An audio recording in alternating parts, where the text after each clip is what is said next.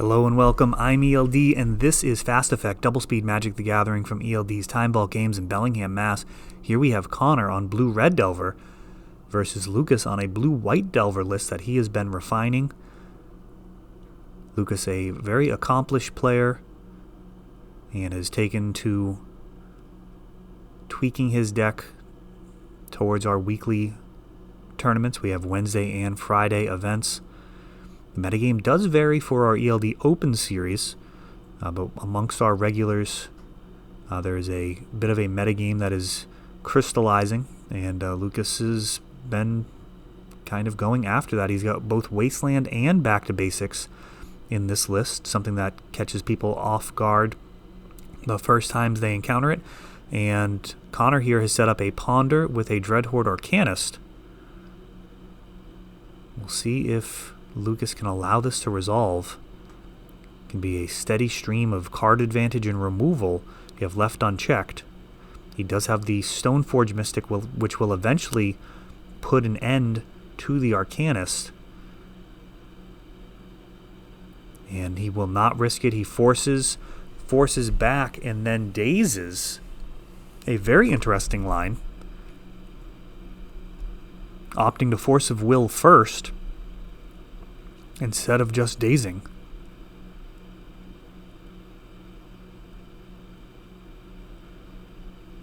A Portent out of Blue-Red Delver. Wasteland taking out that volcanic island. Now a pair of islands for Delver. Stoneforge comes down, but that is met with a hard cast daze. And now a counterbalance. True Name Nemesis with 3 basics for Connor and 3 damage coming in. Connor in the driver's seat here. Both a counterbalance and a True Name. Snapcaster. Counterbalance so's Castle Vantress, and we've got a Stomp.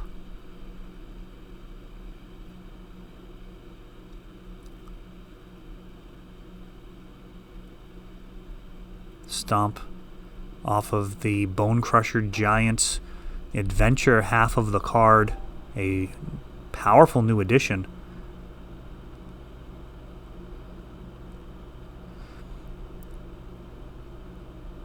Bonecrusher Giant being played and dazed.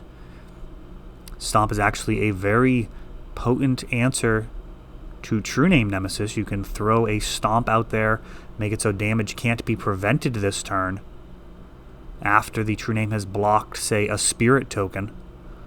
At that point, damage won't be preventable, and True Name can actually be taken out by a lowly token.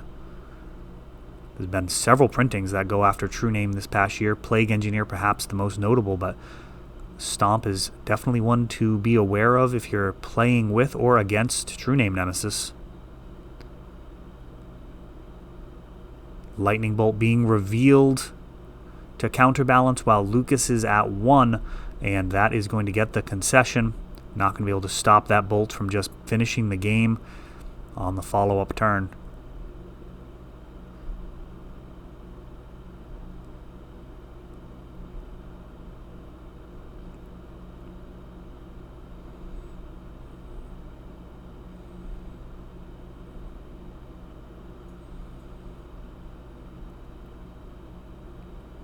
I'm actually still thinking about that Force of Will prior to Day's play. It's a very interesting line. Ended up essentially being a bit of a wash.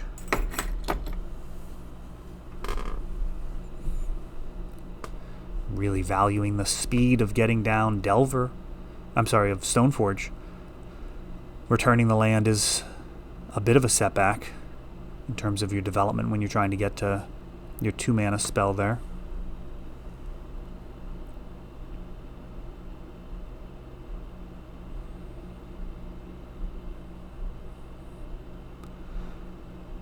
Blue-White and Blue-Red Delver. Definitely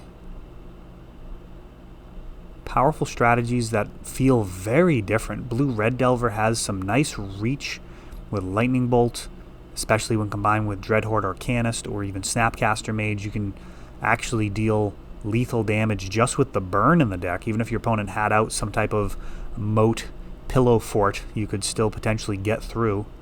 And we see Supreme Verdict along with Delver.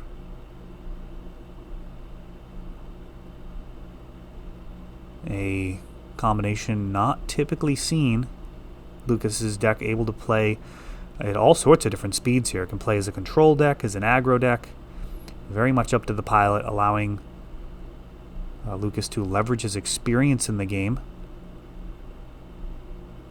and make some very interesting lines that can be difficult to play around. Connor is aware that there was a Supreme Verdict in the mix. Question is that going to get shuffled away?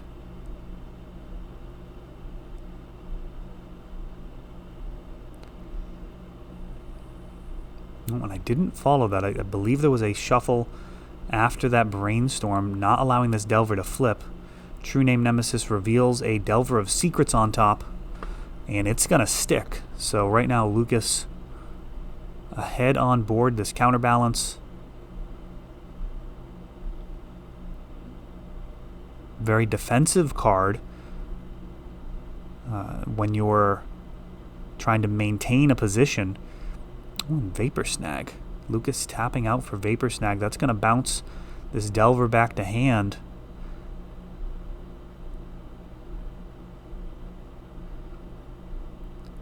Three damage from True Name coming in. Wasteland leaving the Tundra open here, so could have Wastelanded that Volcanic. Which I would have strongly considered there. This is just 2 turns left with this True Name. And we have an Abrade getting Blue Blasted.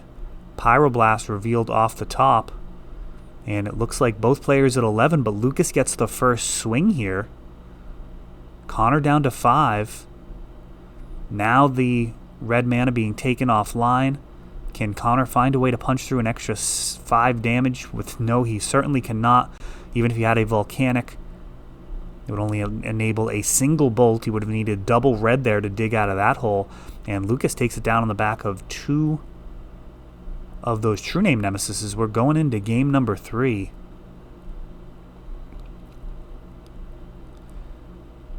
Connor's going to be on the play. It's interesting, sometimes with Delver decks, the player going first has a huge advantage, and other times it turns into an absolute slog, and the extra card ends up mattering. So there's, in general, I'd rather be on the play, but you know, if you can really muck things up, that extra card can be essential. Meddling Mage we see there for Lucas in the sideboard, another card that is very skill intensive. There are some matchups where you have a very simple thing to name. You might be looking at a deck that has a single win condition that you can shut down with it.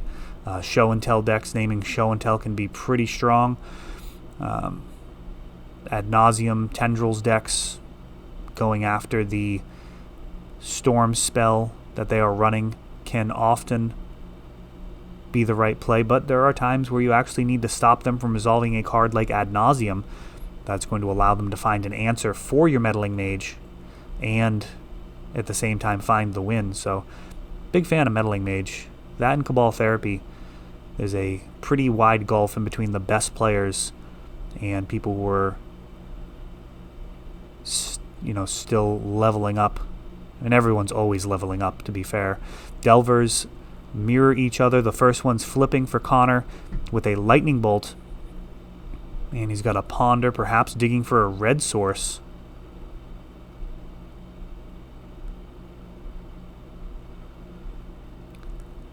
He does find one, and actually not going to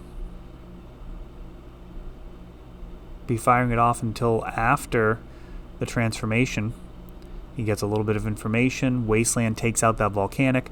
Delver sends in there And another Ponder.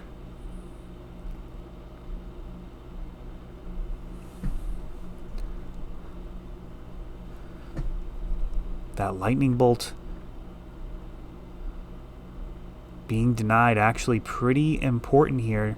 Now that that Delver has flipped, Lucas has an answer on board to this opposing Delver, and Connor's very much on kind of an all-in strategy at the moment, stuck on just 2 mana.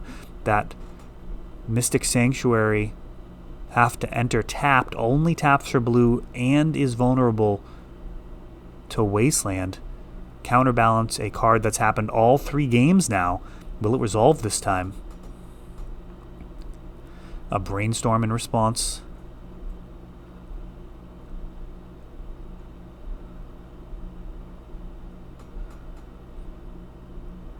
This is going to be a blind counterbalance situation. Looks like Lucas has the Council's Judgment to take care of it once he gets his second white.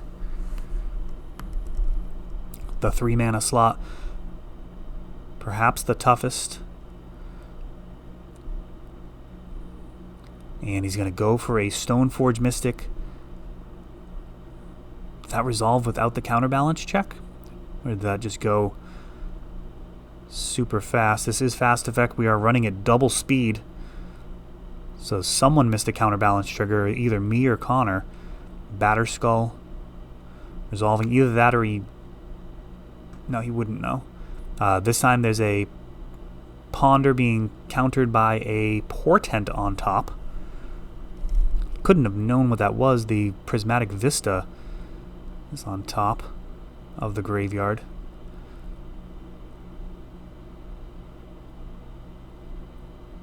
Portent looking to set things up. It looks like these these Delver of Secrets that have been flipped can potentially trade. Oh, Sword of Fire and Ice. That is a devastating card here. If he had another mana, this would be graphic. He could actually play the sword off of Stoneforge Mystic, equip, and essentially end the game on the spot. He'd be able to swing for 5 and shock that Delver. Protection from blue and red. Probably game over versus a blue and red deck. Wasteland taking out that Sanctuary. A Brainstorm.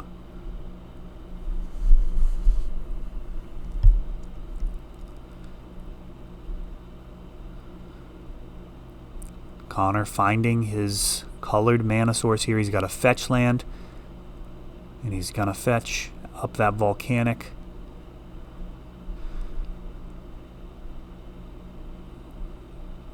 This Sword of Fire and Ice is going to be such bad news either way. He can put that on literally any threat in the deck.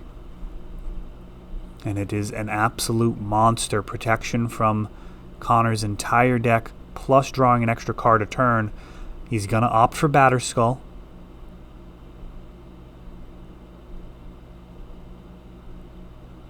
Batterskull actually the less valuable of the two in all likelihood. Has a nice incidental of gaining some life.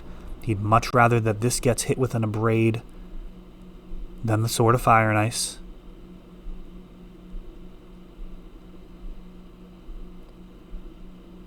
Lightning Bolt targeting the Stoneforge Mystic.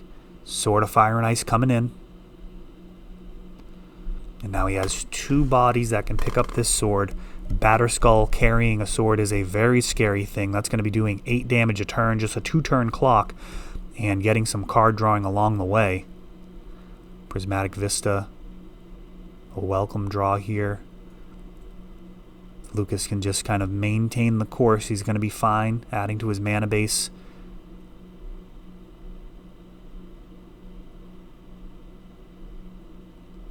He's thinking this through. He's going to fetch.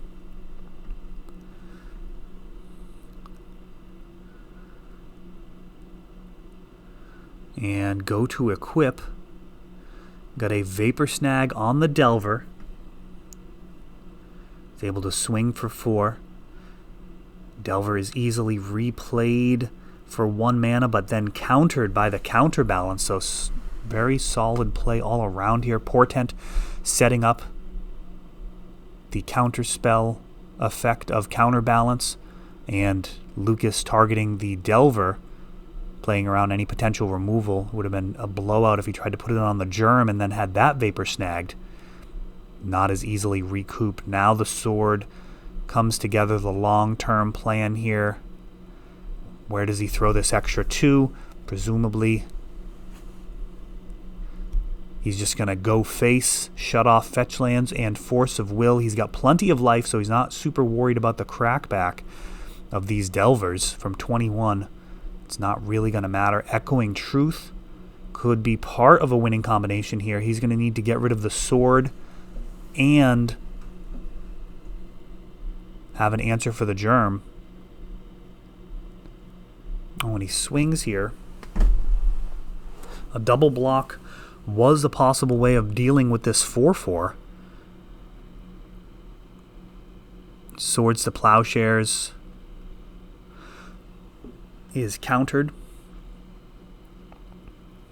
with the Counterbalance. And I don't like this line at all. Connor getting in for 3, but then blocking, letting Lucas gain back 4 life. I think the double block would have been the stronger line. As bad as that is, it does leave you vulnerable to getting blown out by spot removal, but this is just treading water from here. A stocked graveyard. Lucas wants to take a look. And he's going to go with Meddling Mage.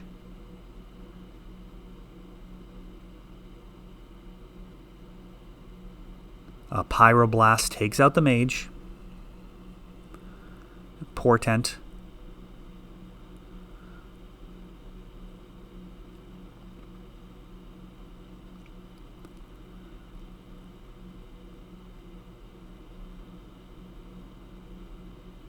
Lucas ready to go to his draw step. Prismatic Vista. We've got a Council's Judgment, and that actually clears the way for the Batterskull.